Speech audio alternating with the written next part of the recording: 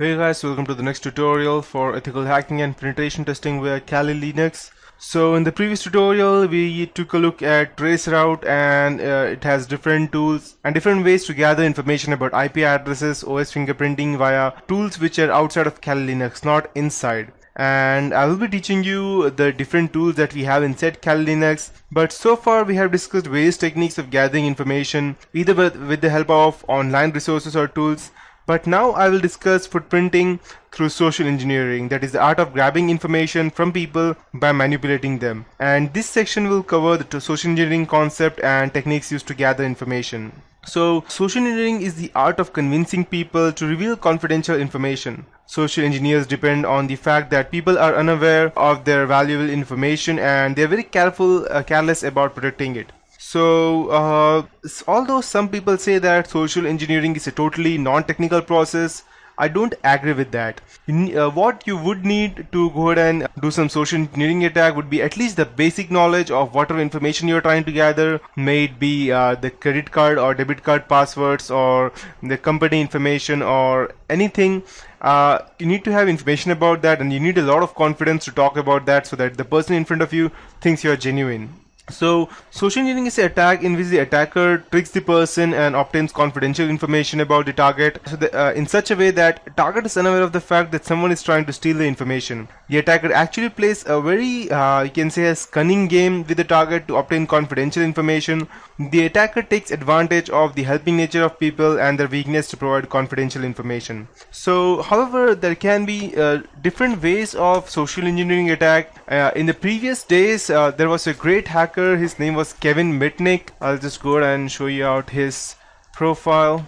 He's the best hacker of all time, and he was a phisher. Phisher means he mostly used to do phishing attacks by calling people and telling them that I am this guy, and he stole n number of amounts, billions of dollars, but later on he was caught by the FBI and he was incarcerated. But after 5 years, when he came back, he started his own security agency, and now he's a very good security consultant. So you can go ahead and watch his tutorials at DEF CON, and he's quite good. He's if you go ahead and even search the best hacker in the world, the first name would be that would come is of Kevin Mitnick, and he's the best social engineer that this world has ever had. I can say you that because as you can see, I'll just go take you through Wikipedia. So as you can see that in 1999 he was convicted of various computer crimes, and he was the most wanted hacker in the United States. So Zimperium, if you don't know what Zimperium is, the latest hacking tool for an Android operating system, and I myself did not knew that Kevin Mitnick made that. Previously it was named as Desploit, and now it's known as Zimperium. And it is a phisher attack. It is an application to go ahead and do phishing attack. I can continue. I want to continue.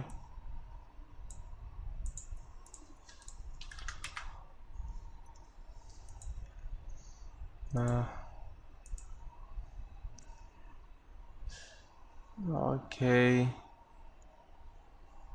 How do I continue? Let's check. Okay.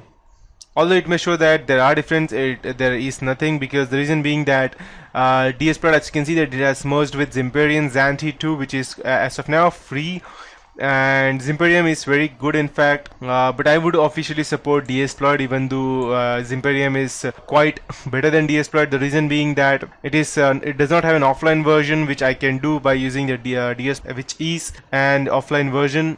So okay, perfect. So this was developed by Kevin Mitnick, and yep.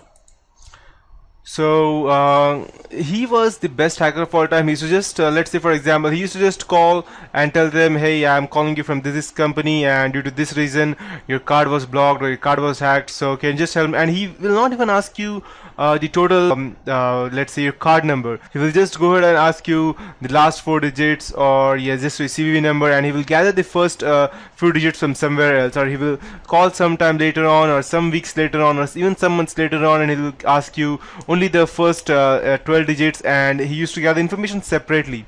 That was the best part, that no one was even bothered to think that okay, he's just asking for the only one or two parts of my whole card, and they used to simply give them out. And he hacked into several different parts, and that's how. And also this specific part in Kali Linux, I'll just go ahead and show it out to you. It was developed by Kevin Mitnick and someone else. I believe his name is David. So I'll just go ahead and tell you. He developed this social engineering toolkit, and yes, perfect. So we have these different attacks under social engineering which we can do, but these are a bit technical, and the one which I was telling you was non-technical. So to perform a social engineering attack, you first need to gain the confidence of the authorized user, and then trick him or her into revealing confidential information. The basic goal of social engineering attack is to obtain required confidential information and then use the information for hacking attempts such as gaining unauthorized access to the system, identity theft, industrial espionage, and many more. So, social engineering can be performed in many ways such as eavesdropping, shoulder surfing, dumpster driving, impersonation on social engineering attacks, and so on. So, collecting information using eavesdropping, shoulder surfing, and dumpster driving is quite different, which normally you won't do, but that is also quite very risky. That's why people normally use these days machine shredder to go ahead and shred all of the documents before they actually go ahead and put it in the garbage. Eavesdropping is just going ahead and listening to some people's conversation. It can be either by going near to them or by using any other techniques such as through phones or hacking into their phones or webcams and camera. And the best part of is that you can do all of these things just with the use of Kali Linux. You don't need to call them, you don't need to do anything, and you can go ahead and hack into their webcam, or you can go ahead and create fake websites like phishing attacks only by going ahead and using the Kali Linux. After that, we have dumpster driving. Dumpster driving is also known as trashing, where the attacker looks for the information in the target company's dumpster. The attacker may gain vital information such as phone bills, contact information, financial information. And you are wondering that how dumpster driving can be useful. It can be something like this. Let's say for your company has a lot of let's say IT bills, or not IT bills exactly. Let's say due to some reason